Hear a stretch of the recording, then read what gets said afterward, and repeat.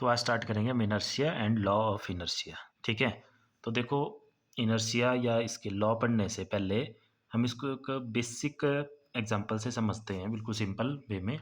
जैसे मान लो ये कोई बॉडी है हमारे पास, ठीक है, इस पेन को कोई बॉडी कंसीडर कर लो। अब इसकी जो स्टेट ऑफ मोशन है, अब स्टेट ऑफ मोशन आप समझते हैं कि स्टेट ऑफ मोशन होती है या तो बॉडी रेस्ट पे है या फिर वो मोशन में है।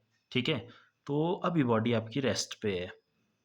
तो अब देखो, जैसे जब तक हम इसमें कोई भी एक्सटर्नल फोर्स नहीं लगाएंगे तब तक ये बॉडी रेस्ट पे रहेगी। अपने आप ये जो है कभी भी मोशन में नहीं आएगी जब तक इस पे कोई एक्सटर्नल फोर्स ना लगे। ठीक है, उसी तरह से अगर कोई बॉडी पहले से मोशन में है, ठीक है, ध्यान से सुनना, अगर कोई बॉडी मोशन में है पहले से, ठीक है, तो वो बॉडी तब तक आपकी रेस्ट पे नहीं आएगी जब तक उस पर कोई एक्सटर्नल फोर्स ना लगे। क्लियर है?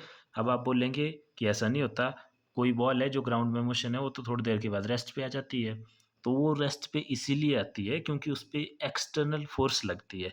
अब ग्राउंड पे जो उस पर एक्सटर्नल फोर्स लगती है वो लगती है, अगर वो ग्राउंड पे रोल कर रही है तो ग्राउंड उसको फ्रिक्शन प्रोवाइड करवा रहा है। वो फ्रिक्शन वहाँ पे आपकी एक्सटर्नल फोर्स का काम करेगी जो उसके मोशन को अपोज करेगी और उसको रोकेगी।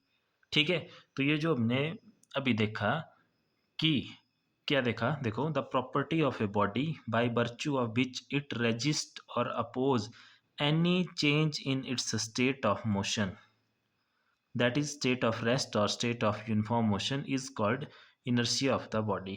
ठीक है, जैसे ये बॉडी ना अभी रेस्ट पे है तो विदाउट एनी एक्सटर्नल फोर्स ये मोशन पे नहीं आएगी। तो मतलब अभी इसकी प्रॉपर्टी है कि ये आपकी मोशन पे नहीं आना चाहिए, रेस्ट पे, तो ये रेस्ट ही पसंद करेगी।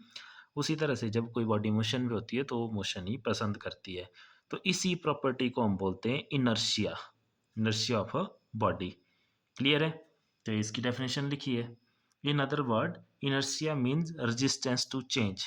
रेजिस्टेंस का मतलब होता है अपोजिशन, मतलब जो ये अपोजिशन प्रोवाइड करवाएगी चेंज आने के लिए। ठीक है, जैसे देखो इसका एक एग्जांपल लेते हैं। जैसे मान लो कोई बहुत बड़ी बॉडी है आपके पास, ठीक है, जैसे बहुत बड़ी चट्टान है कोई, अगर उसको मोशन में लाना होगा तो आपको उस पर बहुत ज़्यादा फोर्स लगानी पड़ेगी। दैट मीन्स जब आप उसमें कम फोर्स लगा रहे हैं तो वो चट्टान अपने आप ही अपोज कर रही है अपने मोशन को। ठीक है, इसीलिए वो रुकी है। वो तब तक नहीं जाएगी जब तक आपका एक्सटर्नल फोर्स उसकी जो रेजिस्टेंस प्रोवाइड कर रही है वो उससे ज़्यादा ना हो जाए। जैसे ज़्यादा हो जाएगी फिर वो मोशन में आ जाएगी। तो उसी प्रॉपर्टी को बोलते हैं हम इनर्शिया। इनर्शिया अगर हम सिंपल वर्ड में समझें तो इनर्शिया हुआ किसी भी बॉडी के द्वारा अपने स्टेट ऑफ मोशन में चेंज जो आना है उसको अपोज करना।